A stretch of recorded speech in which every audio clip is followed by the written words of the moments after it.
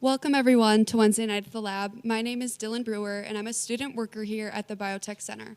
On behalf of the Biotechnology Center, UW-Madison Division of Extension, Wisconsin Public Television, Wisconsin Alumni Association, and UW-Madison Science Alliance, welcome to Wednesday Night at the Lab. We do this every Wednesday, 50 times a year. Tonight, it is my pleasure of welcoming Kurt Kottenberg. All right. Tonight, Kurt will be sharing with us about Wisconsin weather safety. Before we get started, we're going to ask Kurt the 5 questions. If you dare. No one threw anything at me. That's good. Obviously, the weather was hot and whatever today. I was planning to dodge. So, all right. All right. Kurt, where were you born? Madison, Wisconsin. So this is home. All right. And where did you attend high school? Madison Memorial High School. All right. And where did you go for undergrad? Went to undergrad and graduate at Wisconsin-Milwaukee. All right. What did you study while there? That's good. Yeah, got my bachelor's in atmospheric sciences and a master's degree as well in atmospheric sciences. All right. Awesome. And where did you go for any advanced degrees? So I stayed there at UW-Milwaukee. And then in my weather service career, while I was working in Des Moines, Iowa, I actually got my MBA from Iowa State. So a couple of universities, a couple degrees, but yeah, just like learning, like sharing information. So. Awesome. Everyone, please join me in welcoming Kurt Kottenberg. All right. Those were easy questions. I was thinking like gravity waves or something about sinusoidally transsectionalizing jet patterns. So we'll take those questions. Where were you born? Yes. So first off, thank you all for watching and joining us here. I'm Kurt Kottenberg with the National Weather Service in Green Bay. And we're just going to talk a little bit about weather safety and kind of start with what we do here at the National Weather Service. So a little bit of history. We'll start off with a history quiz. Does anyone know who this person in this picture is? And a hint, if you went to UW-Milwaukee, I heard a Lapham back there, yes. So at UW-Milwaukee, there's actually a building named after him. This is Increase Lapham. And there's Lapham Hall at UW-Milwaukee.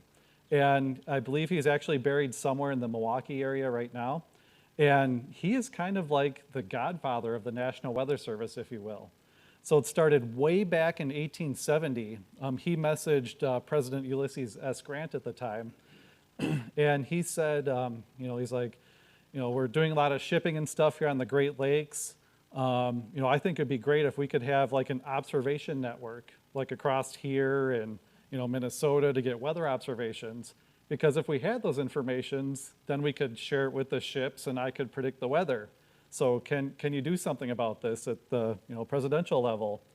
And sure enough, 1870, we just had our 150-year anniversary of being a National Weather Service. So the mission has gone from, hey, can you help take observations so we can help ships on the Great Lakes to where we are today. And in the bottom right corner there, that was actually an addition made within the past, 2022, the impact-based decision support services to our mission statement. So otherwise, our goal is to just protect life and property. It's one of the things I love about the Weather Service. Like, I don't care about getting clicks or, fancy anything. Like, we just do the weather. Like, protect lives, protect property. And with the decision support services, that's one big direction where we're going. So like our swim lane is helping with our first responders and our government partners. So like police, fire, emergency management.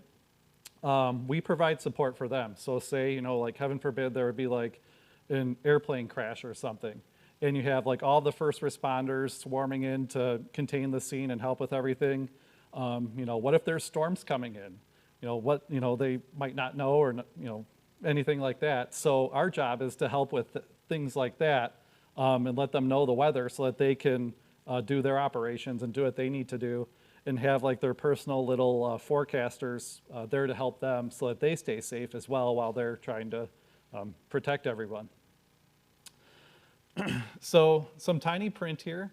It's kind of like it starts really big at the top. We do the warnings, like tornado warnings. So people ask, like, what television station are you on?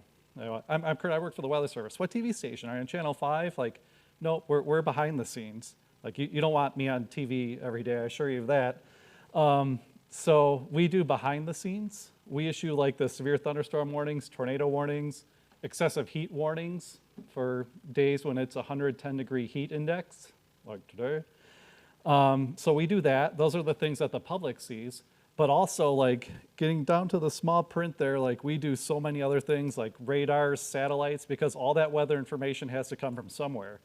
It's like when you're looking, the TV person shows like the television satellite, like that comes from like the Weather Service helped and NOAA like launch that satellite into the air.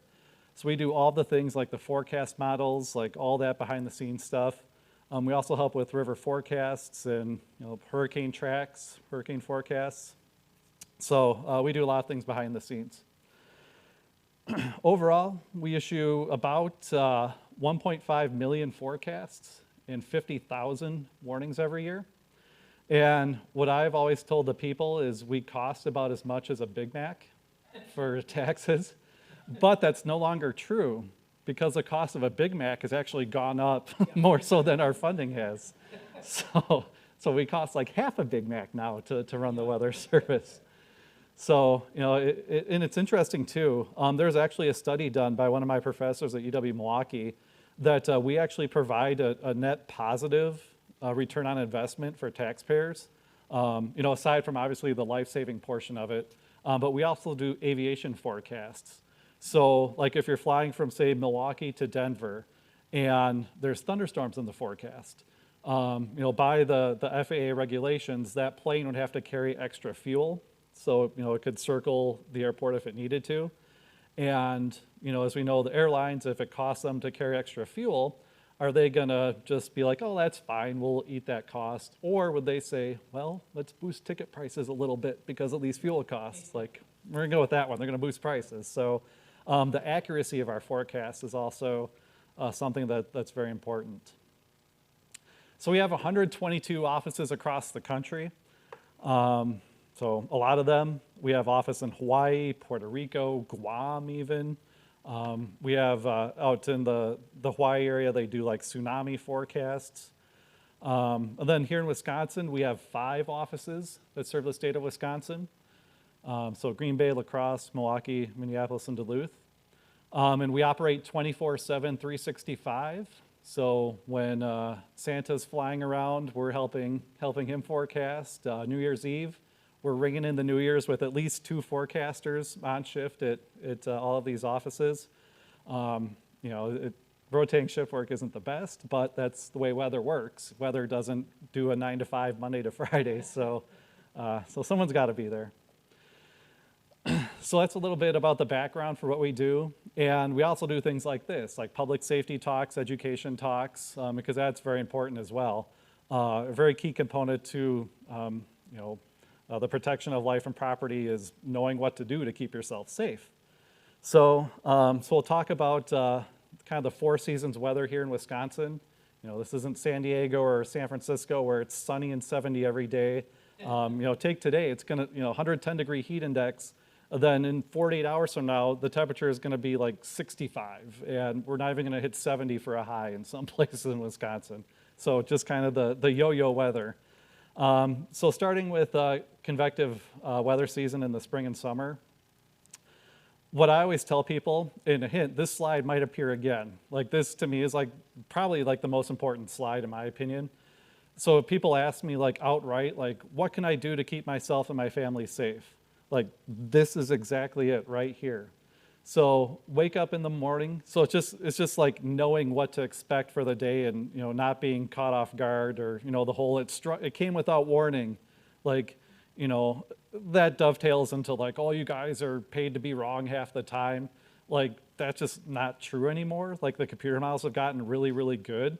And so like the heat index for today, for example, like we had this in the forecast. We were eyeing this up like 6-7 days ago.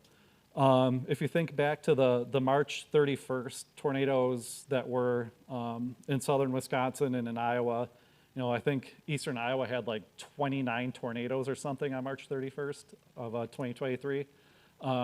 We had that like 6 days in advance. Like, hey, it's going to be stormy. Hey, it's going to be stormy. So like we've gotten good. Like the weather guessers, like and not just us at the Weather Service, but like the TV people and the industry as a whole, like the computer models have really come a long way since even 10 years ago. Like the resolution and the scale is just so much better than what it was 10 years ago. Okay, so going back to this slide. So when you wake up every morning or you're eating breakfast, just take 30 to 60 seconds each day and check the weather forecast. Whether it's the Weather Service's website or your favorite local TV meteorologist or some other trusted source, just take a look at the weather. And, if it's sunny and 72, hey, that's great. But, if it's like today, 110 degree heat index, now you know that that's going to happen.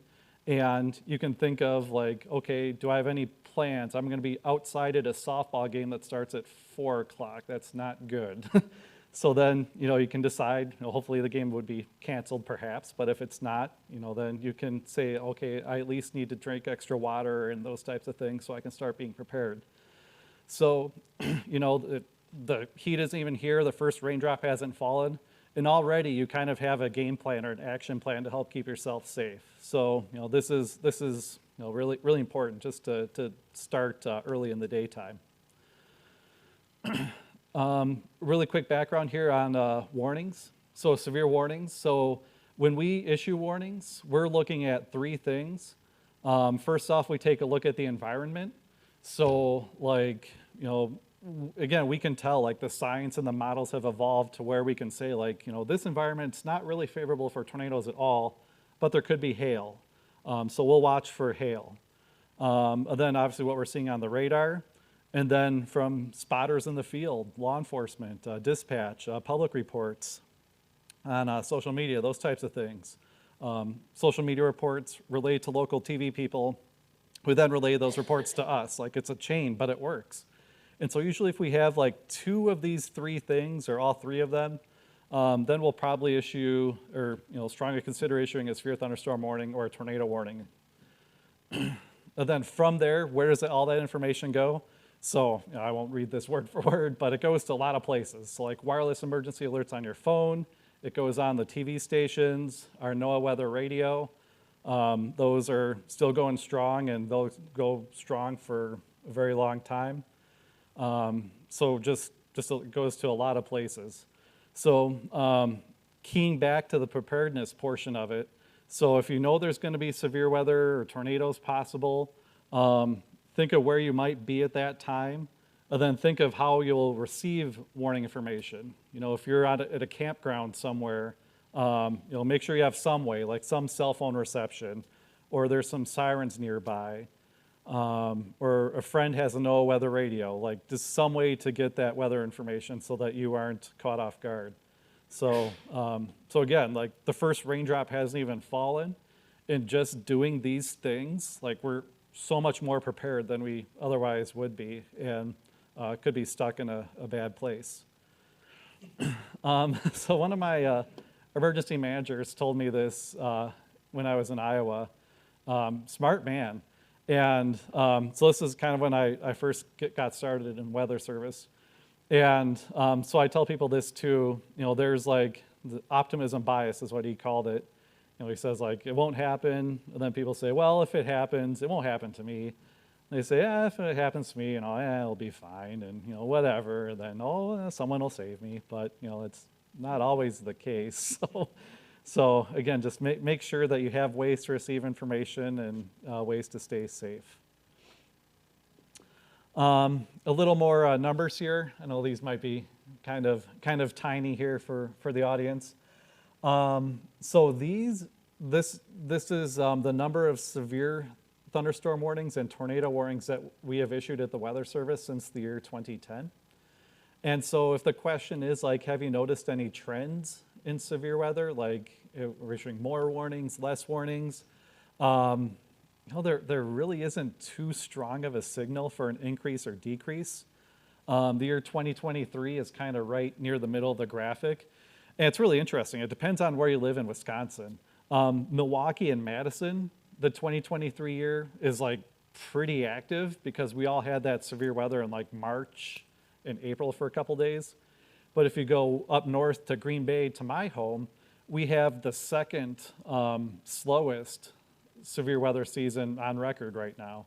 So it's the northern Wisconsin's been really quiet.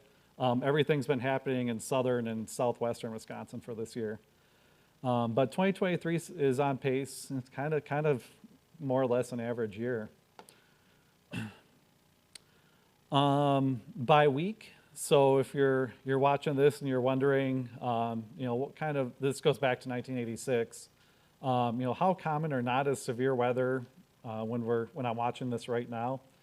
So towards the end of August, September, we're really starting to kind of get on the off ramp. There is still severe weather. This is comparable to like early May. So like, there's still thunderstorms, there's still could be severe weather, but definitely a downward trend. And then this is data for all of Wisconsin. And it's pretty similar wherever you go in Wisconsin. There isn't much of a difference between the northern part or the southern part. And then the peak of severe weather season is typically middle to end of July is when we see the most. But a couple little blips there in the winter. I know there was that big tornado outbreak in Kentucky, like December 11th. And then December 15th, 16th, there was those storms, and like it was year 2021, there were storms in like Minnesota. So, can happen in the winter, but just not very often. Time of day. Time of day, definitely a spike with the peak of the daytime heating. So again, this goes back to kind of like my safety message of, in the morning, think about where you'll be when there's severe weather. And that 5, 6, 7, 8 o'clock hour is the time where a lot of us are out and about on the patio somewhere or playing golf or softball or something. So, again, just that awareness before the severe weather strikes. And then there's a little blip. It actually almost goes up a little bit between like the midnight 1 a.m. 2 a.m. hour. A little bit. But oftentimes what happens during that, like the midnight hour, those storms usually don't produce as much hail or tornadoes, but oftentimes wind is what those ones will produce. And a lot of the times during that time in the morning, those storms actually formed over Iowa during the afternoon, and they've just raced across Iowa into Minnesota. And so we're getting kind of the remnants of them, like they're weakening and getting weaker, but they'll still produce wind occasionally there between that midnight and 2 a.m. hour. And then the lowest is around 8 a.m., 9 a.m. or so. Tornadoes is pretty similar with that 5, 6, 7, 8 o'clock in the evening. And again, you don't really have a lot of tornadoes. If you look at severe thunderstorm warnings and tornado warnings, you don't have a lot of tornado warnings there during those overnight hours. It's usually during that afternoon time. Before severe weather strikes, a great place to go to is the Storm Prediction Center. They have different categories. They might be changing. I think they'll be changing at some point before the year 2030. We're kind of starting to dabble in social sciences a little bit more, and realizing that the general public doesn't speak weather nerd like we do.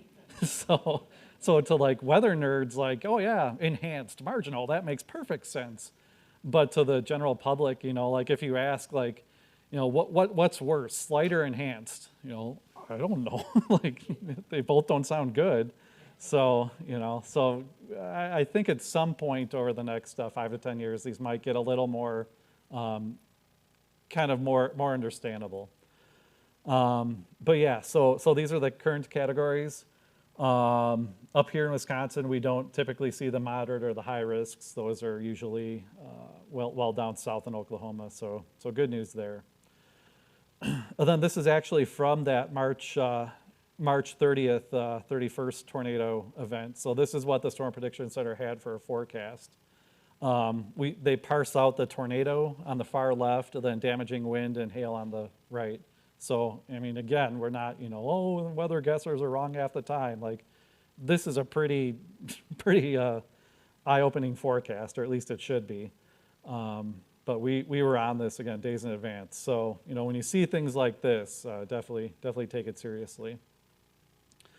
And then our websites across the state of Wisconsin. So you can just go to any one of those websites. I pick Green Bay, Homer. We'll show mine.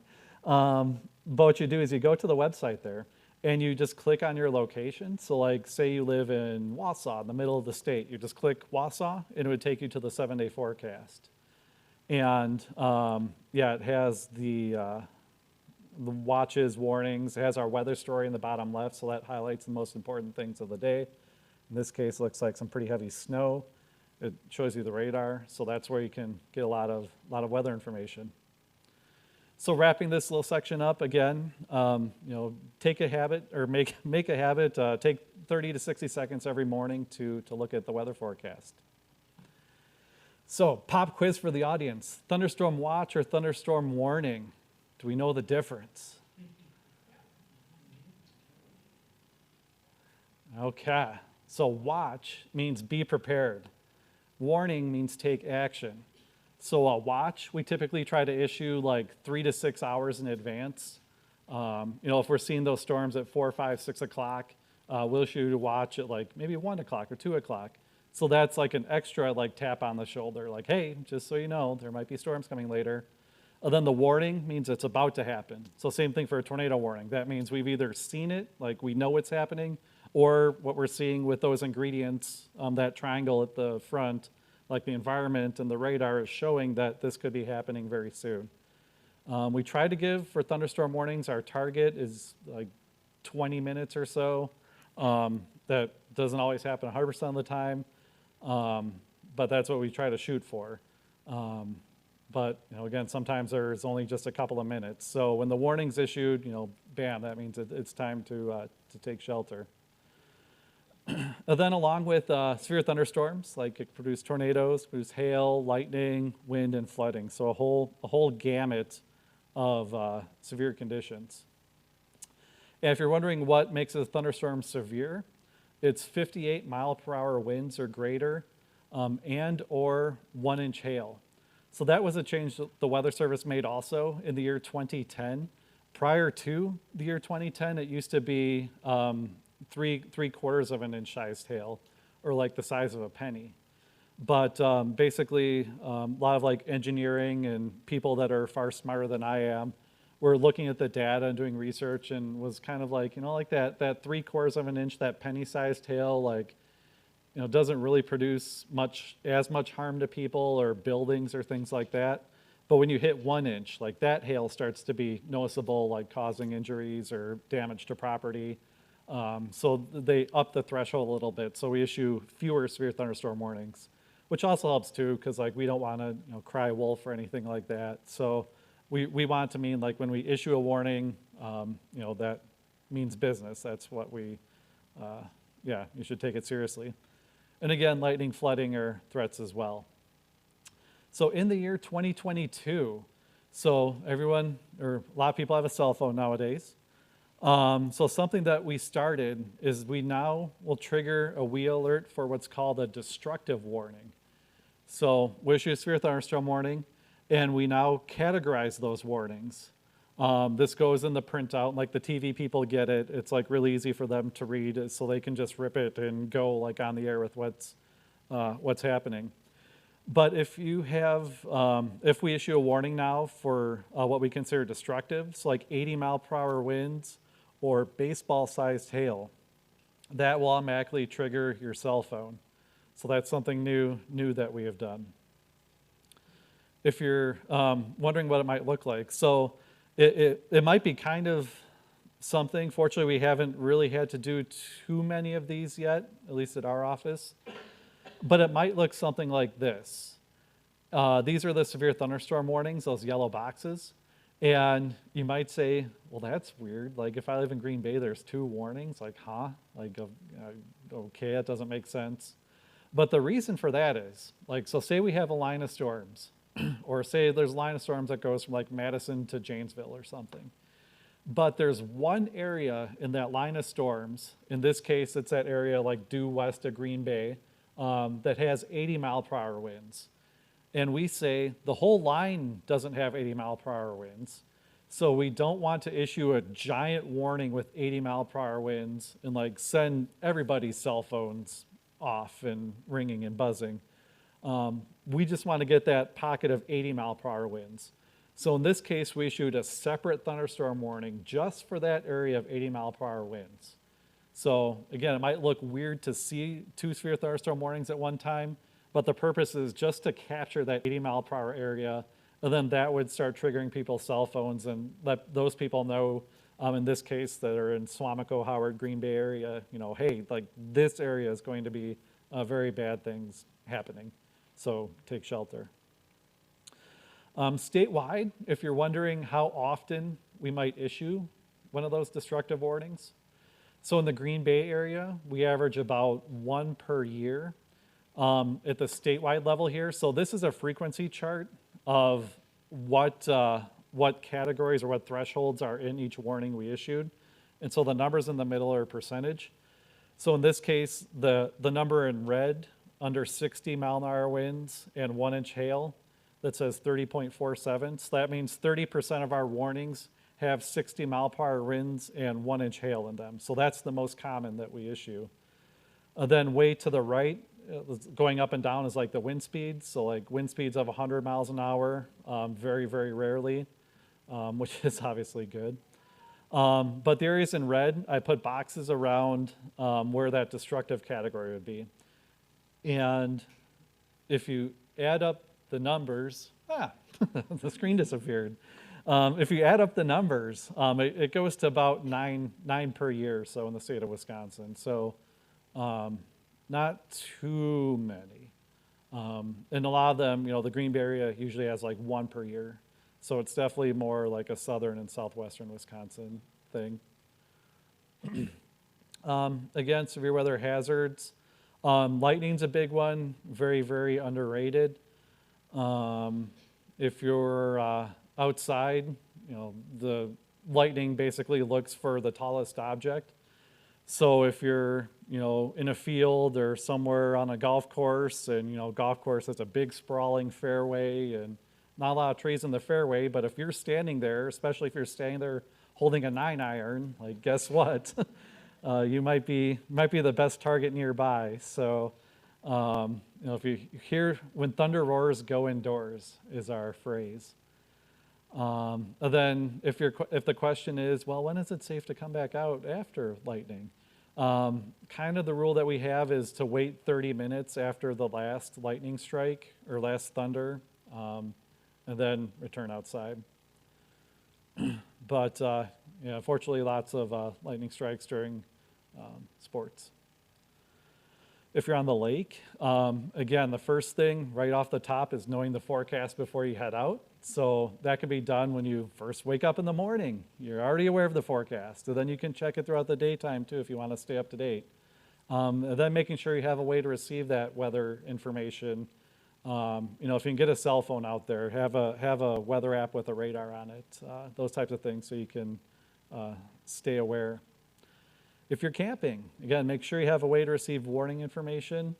Being in your tent isn't necessarily the safest place. So, think of like a sheltered area, or if you're, not too far from a gas station or something, if worse comes to worse, know where that is ahead of time so that when a thunderstorm or if a tornado were to come, you wouldn't be panicking and try to figure out while that's going on. Speaking of tornado warnings, the state of Wisconsin averages about 24 per year. Texas is the winner at 136 here. Winner, of course, depending on perspective. So, yeah, not as much up here in Wisconsin. Michigan also, especially the UP, starts to get fewer and fewer in our area. We're going to test out video. So, we're talking tornado safety. This was my backyard. This was a couple years ago. I had a 1-year-old at the time, and I finally got him down for a nap. Yay! And so I was tired too, and so I was taking a nap on the couch, and all of a sudden I heard the winds like in the backyard just going.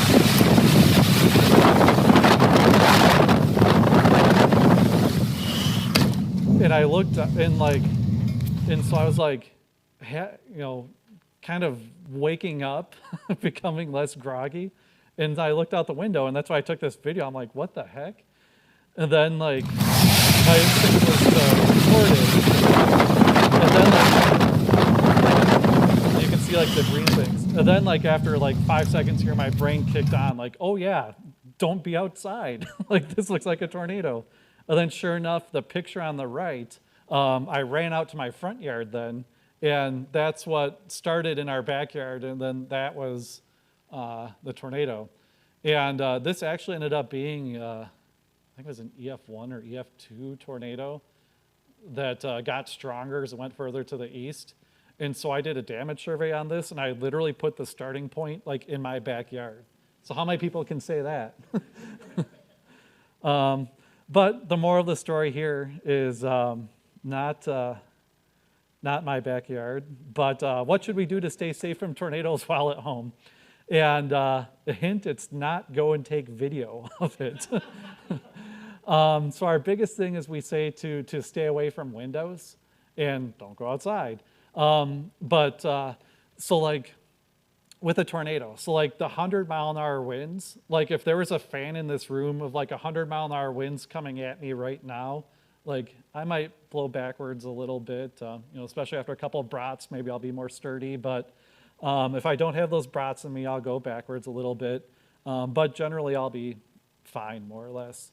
The problem would be for if we had those 100-mile-an-hour winds, and say we put a big glass window, and then we put a whole bunch of objects in between that fan and me.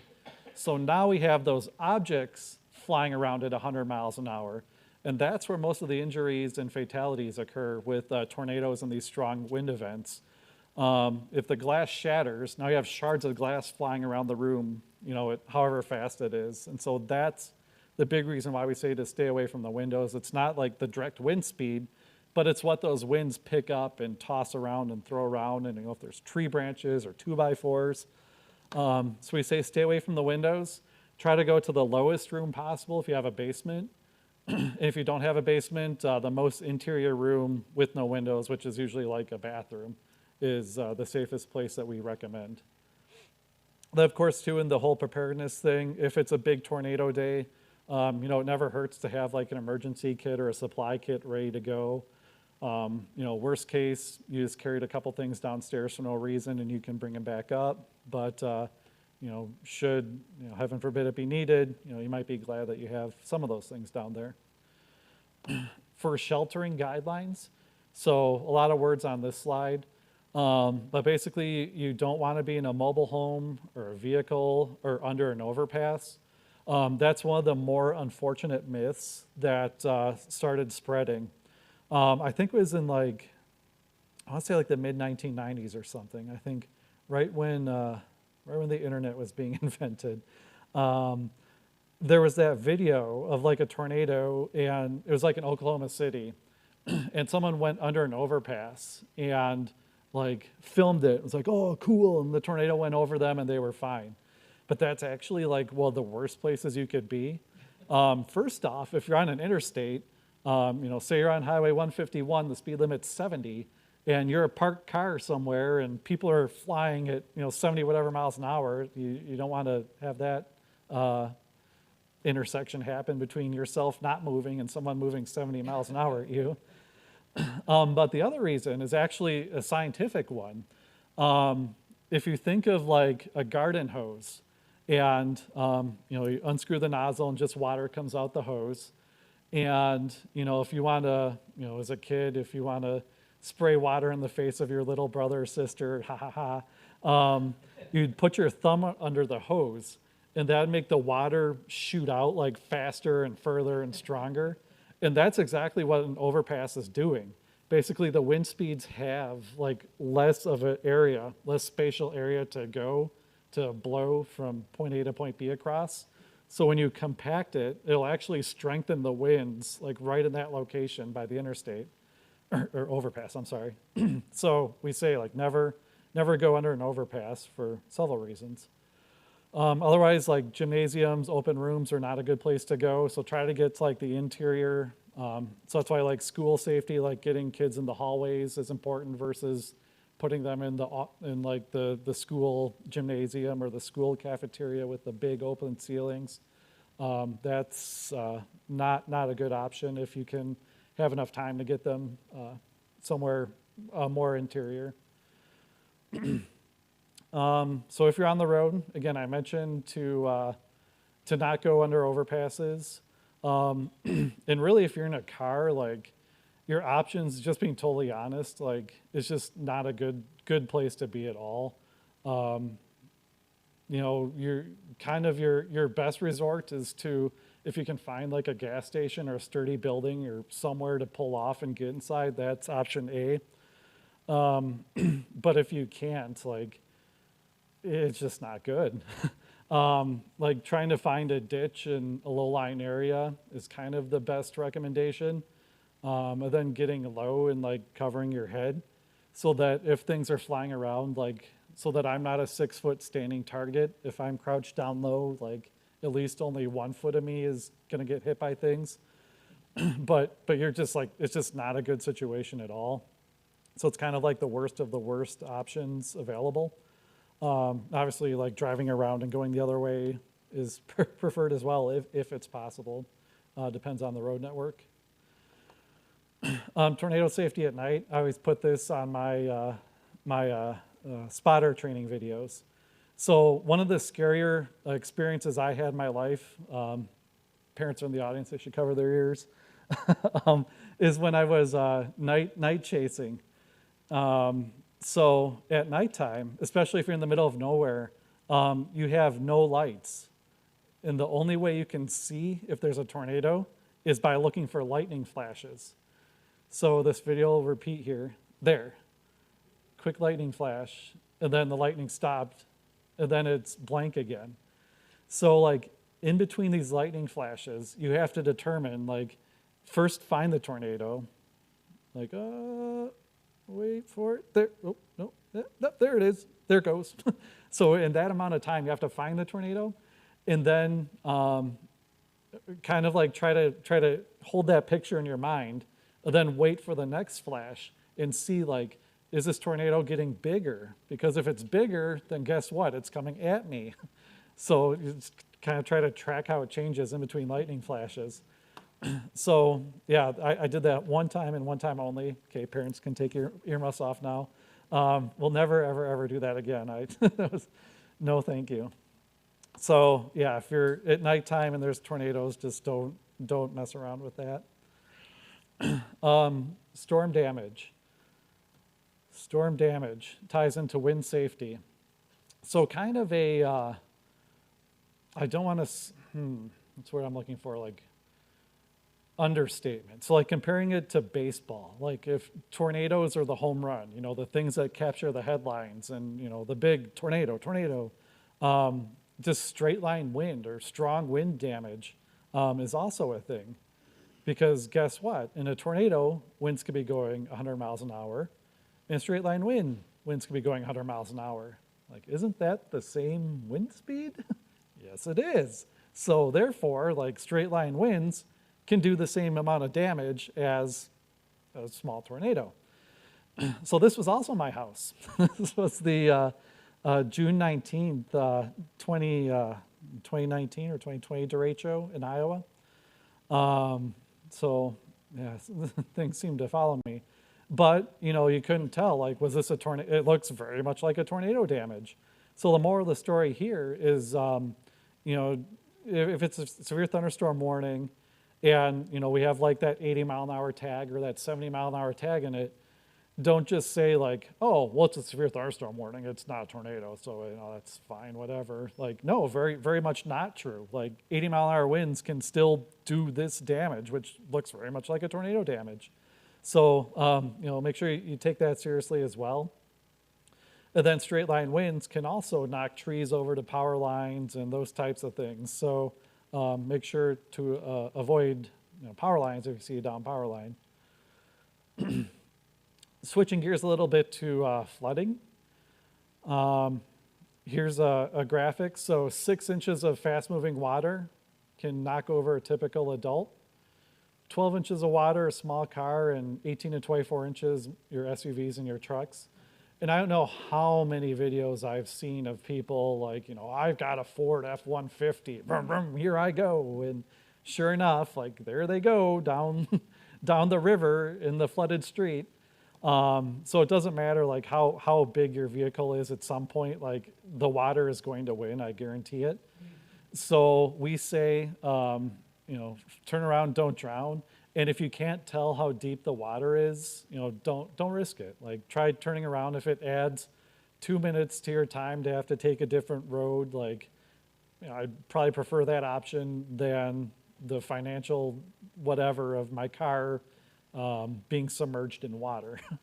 So, and then also too, most flash flood fatalities occur during nighttime by a considerable margin.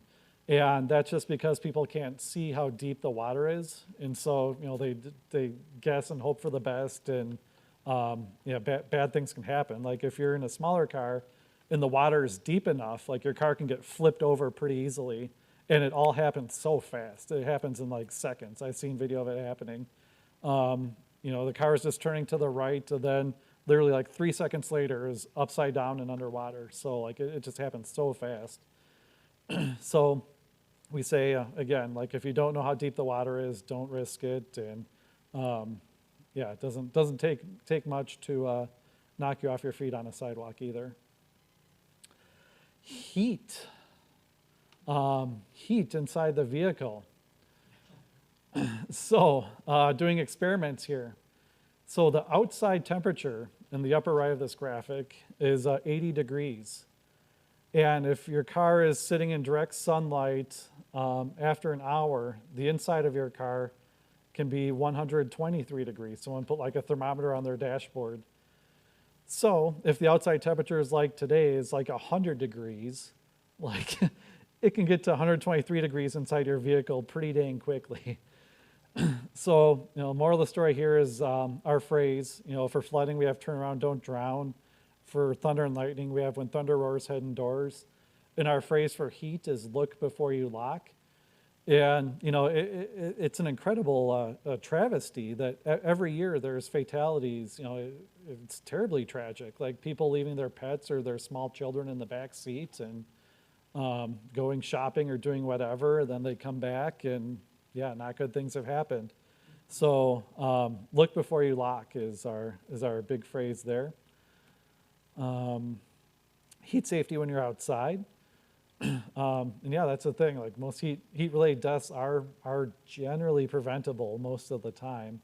Not all the time, but a lot of the time, like checking your back seat, like making sure you didn't leave anyone in the back seat who shouldn't be in your back seat, like that's preventable. Also too, making sure you limit activities, wear light clothing. There is a really good graphic from the Weather Service in Kansas City. I wish I had time or thought to put it in there. They sent it out on social media.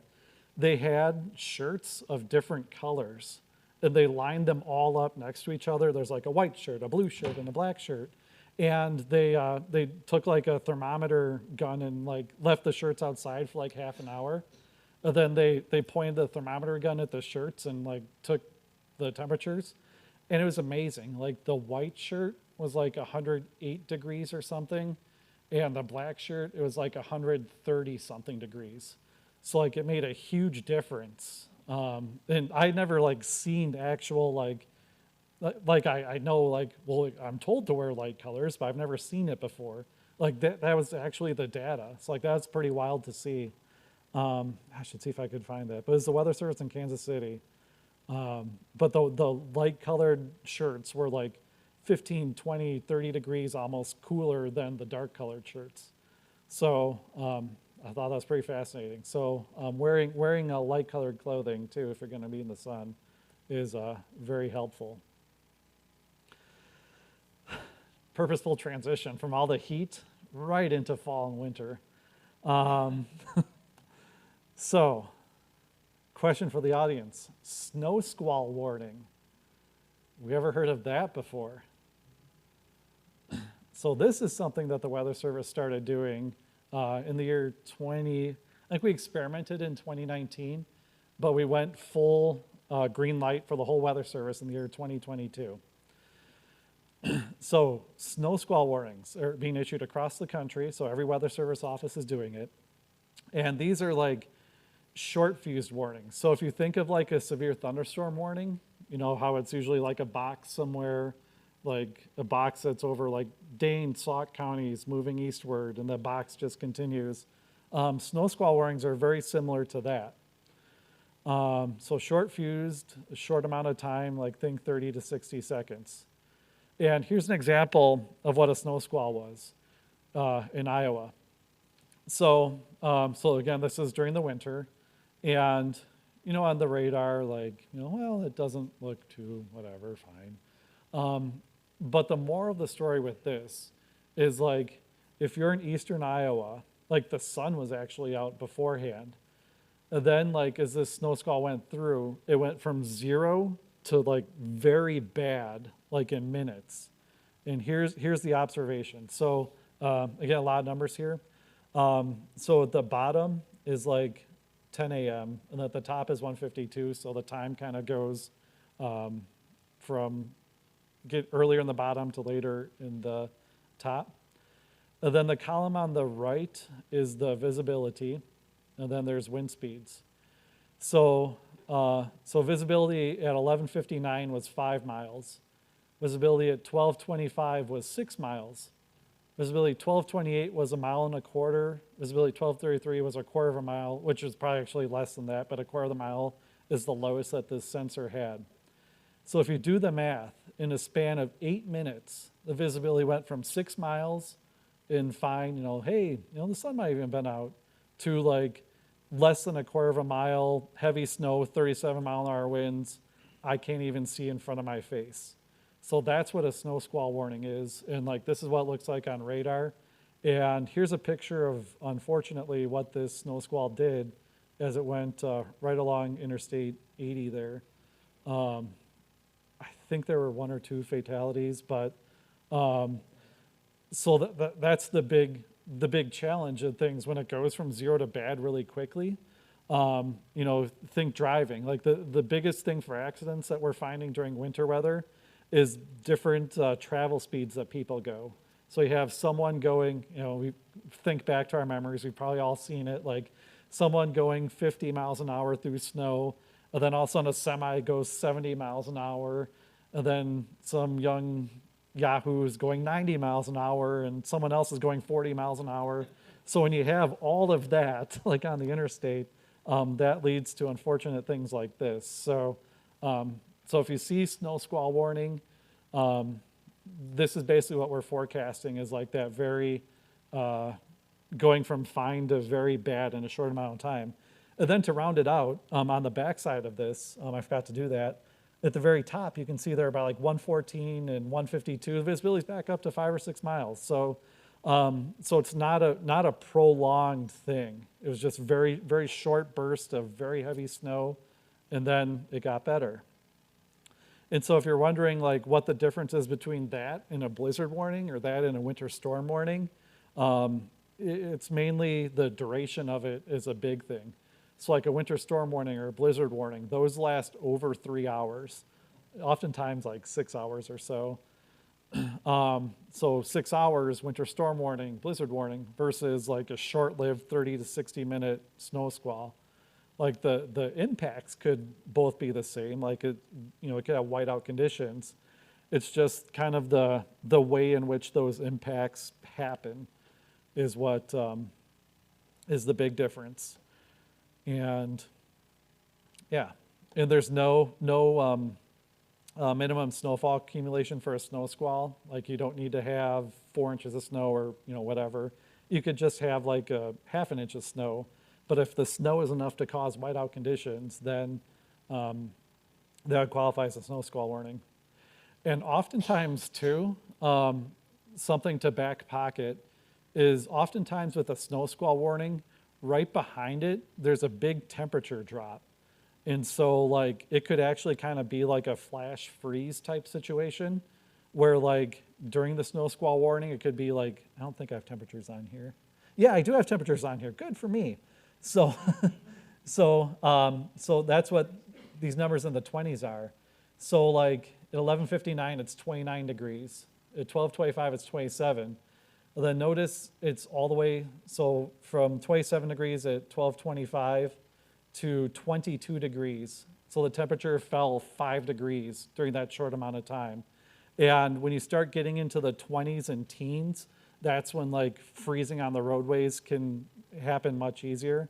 So that's something else to keep in mind too. So like the snow is gone, visibility is 6 miles, but now it's like 10 degrees colder than it was just an hour ago.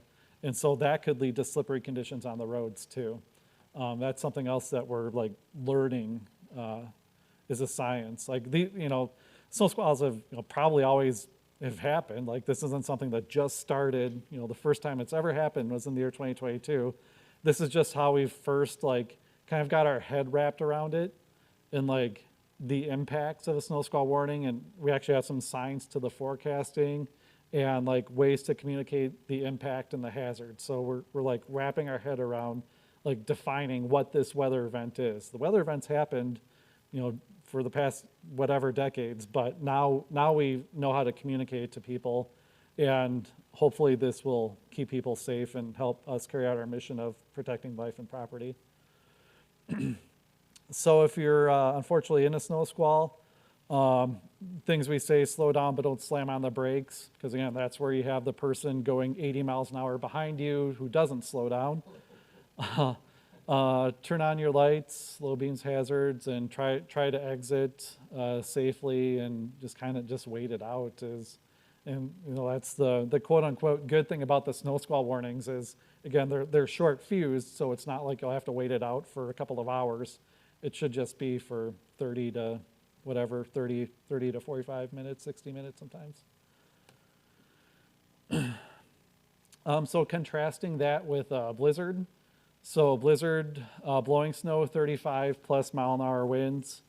And there's no snowfall requirement either for a blizzard. Like you don't have to have 3 inches of snow, 4 inches of snow. It's just the impacts. That less than a quarter mile visibility for 3 hours. So if you hear blizzard warning, don't necessarily think, gosh, there's gonna be a foot of snow now. There can be, but there isn't always a foot of snow. In fact, sometimes there isn't even shovelable snow in a blizzard warning, because it's blowing around. So it's not the amount of snow, it's the impacts that the snow causes. And that's why we're to blizzard warnings and to snow squall warnings, it's the impacts that those things cause that we're really keying on. Then winter storm warnings as well. Usually those have six inches of snow or more. Those we're looking at those as the Weather Service as well. We're in the process of modernizing those because, as we know, 6 inches of snow in Wisconsin is different than 6 inches of snow in Texas. Like that would, my gosh, shut the state down. But here, 6 inches, what do you call that? I call it Tuesday, So we're working on kind of modernizing that. So when we see a winter storm warning, it's usually an abnormally high amount of snow that we don't typically see that would cause bad impacts. Ice storms are a thing as well. The biggest things that those do is those go onto tree branches, and the tree branches sag and go onto power lines. So there could be a lot of power outages. Usually the power lines themselves can handle ice in most cases. If there's any power utility people here, feel free to correct me, but I've been told that the power lines can typically handle it. It's the tree branches that fall onto them is what causes the big problems. So don't park your car under trees, and just make sure that you're prepared in case there would be no power. Any devices that need power, you have spare batteries or generator if you need it, that type of thing. A little bit of science and wind chill. So how does the wind chill work? Why on some days when it's windy out does it feel colder than others? This is the basic science behind it is, our body is 98.6 degrees. When it's windy, the wind kind of takes that heat and radiates it away from us. So our body starts to feel colder because at 98.6 degrees is, we're kind of starting to lose that a little bit. So the big thing we say with cold weather is to make sure you dress in layers. So it's easy to scale down or scale up and try to cover exposed skin, that type of thing. I know this sounds silly when we're talking about 110-degree heat indexes, but this is how wind chill works. So when the days are really windy, that's what happens with the wind and our temperatures. So wrapping it up here, again, I want to end with this slide because I think this is the most important thing to do. And the best part also, which I didn't mention, is you don't need a weather degree to do this. You don't need to take the math and science. I think this patch of gray hair is from the math and the science portion of it. You don't need to worry about that. Just find your favorite local TV meteorologist. And we actually work really well with them because we each understand like our swim lane. Like we know we're not TV personalities. So we just try to get them weather information. And we understand that they are television personalities. So you guys go on there and, be flashy, and we'll just stay at our little desks and with our pocket protectors, and we'll do all that. So the community itself works together very well. So, I definitely would endorse, checking their forecast, again, checking our forecast, some trusted source. But just take 60 seconds every morning to do that. Think of where you might be when there's severe weather. Make sure you have a way to receive the information, and make sure that you have a shelter to go to if you need to. And stay safe. And that's all I have.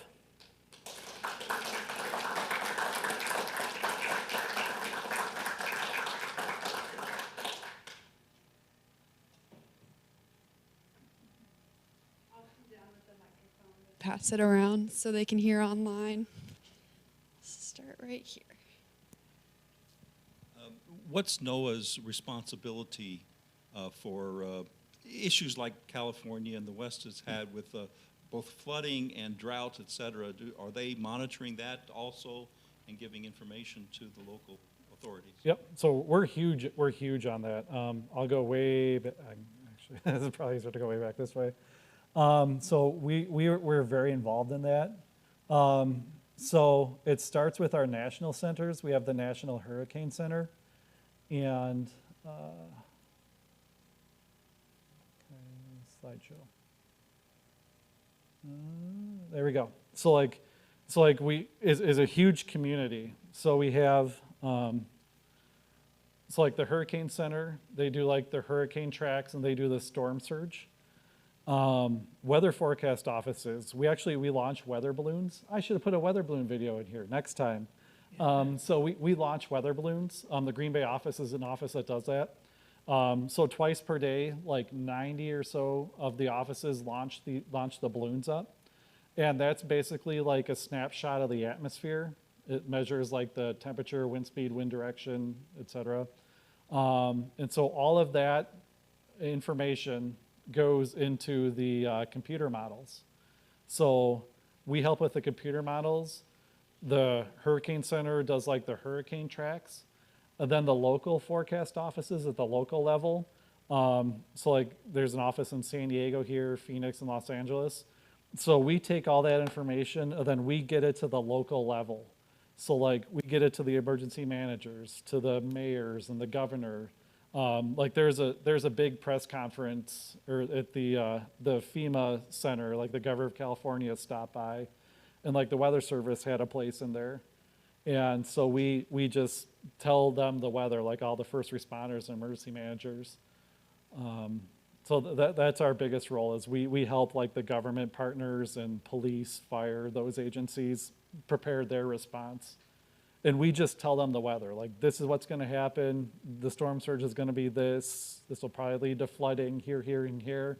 The wind speeds will be this, you guys go. And then they take it from there and they do their thing and plan their operations from what we tell them weather-wise.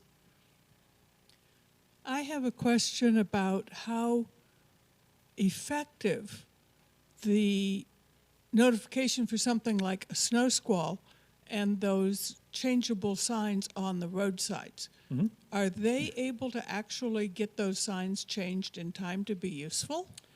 Yes. Because that's, the highway department or Yep. something in each state.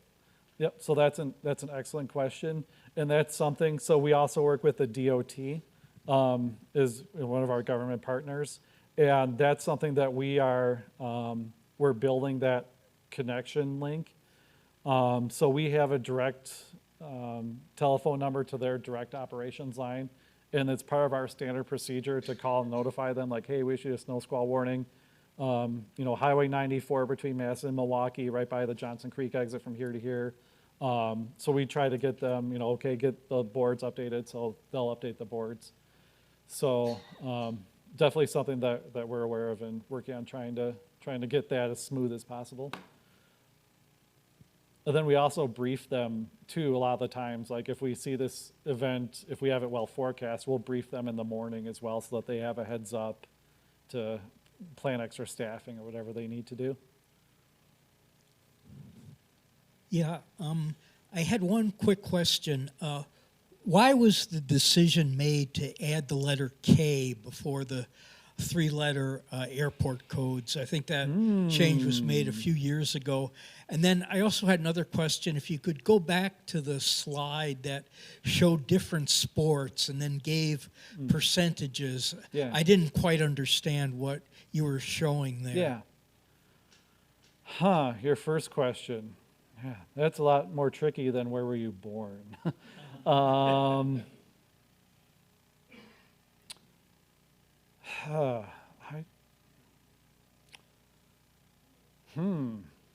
Might have stumped me. I feel like it might be like the type, something for like the type of an airport. I know when we do like weather stations, like there's different types of weather stations. There's like an ASOS and an AWOS, like automated something, automated weather. There's some distinction there. I don't know. That's an excellent question. You stumped me.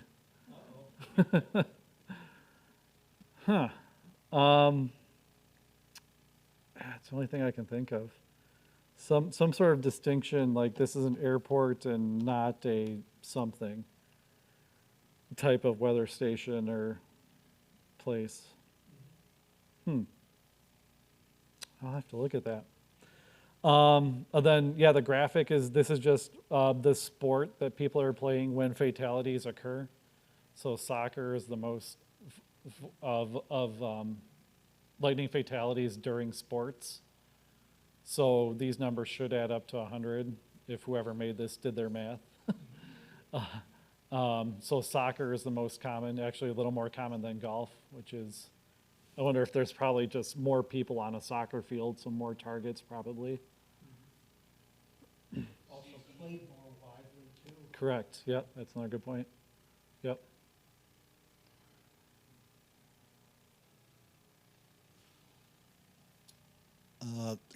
If you can go back to that slide that had the United States with the different colored areas.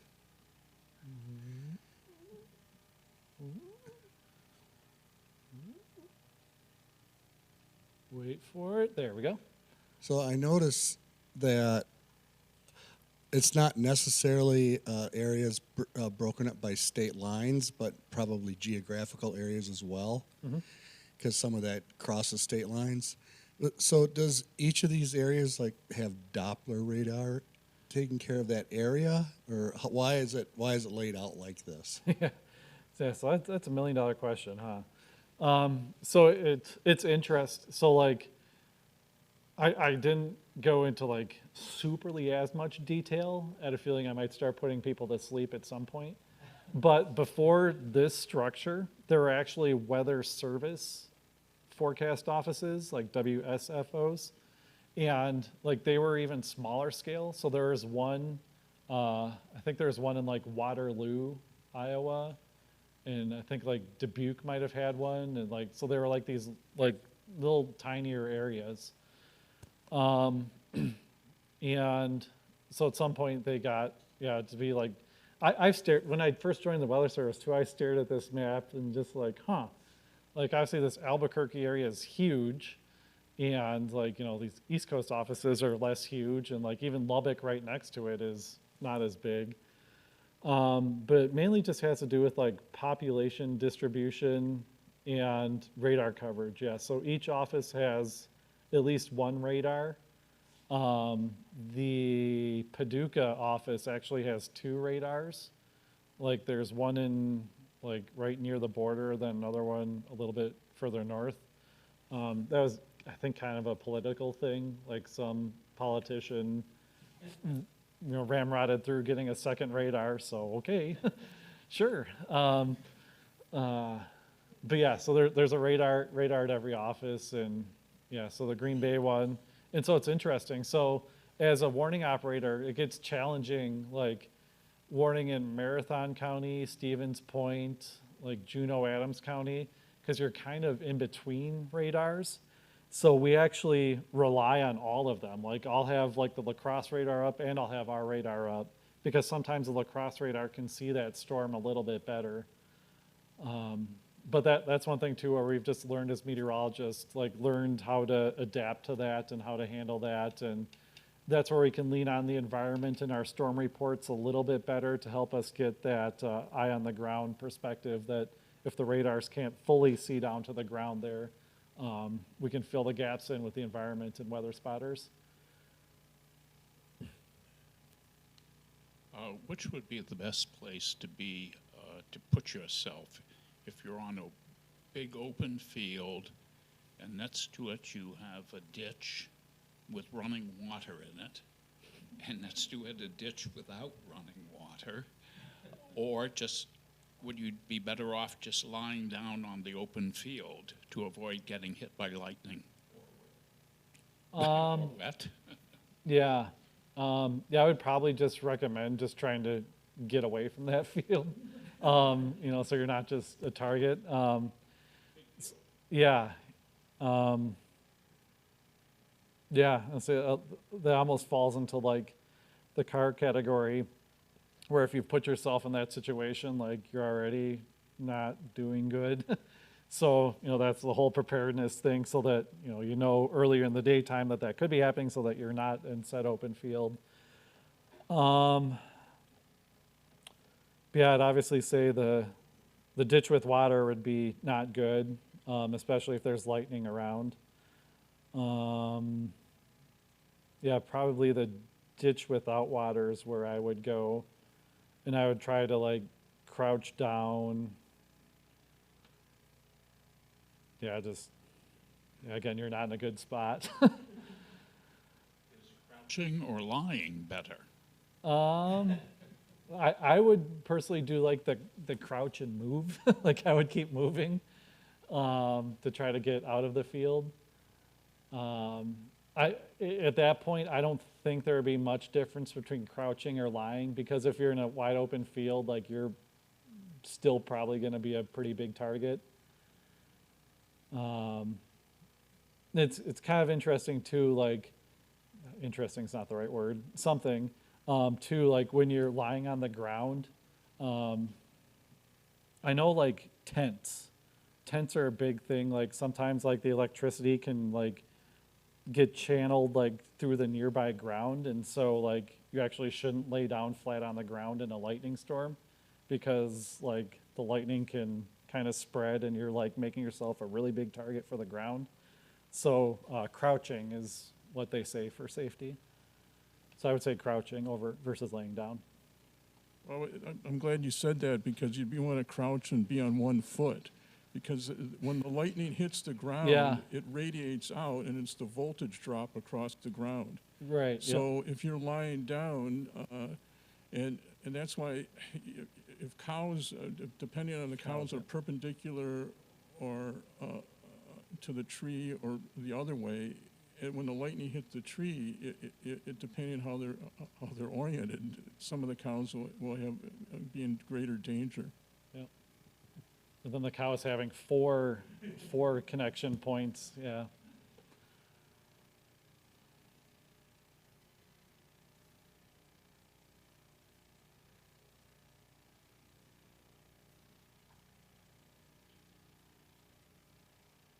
Oh, I thought she cut you off.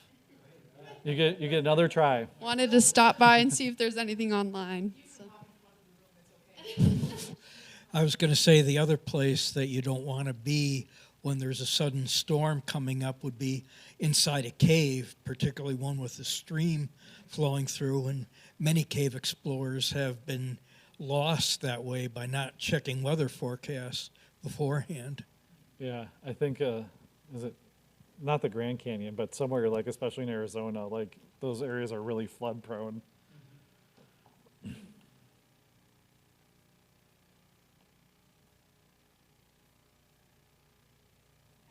Questions in here. I can also check online really quick and see if we have anything on there. All right, nothing online. So I'll give one more chance. Any more questions in here? If not, thank you so much for an amazing talk tonight. Thank you all.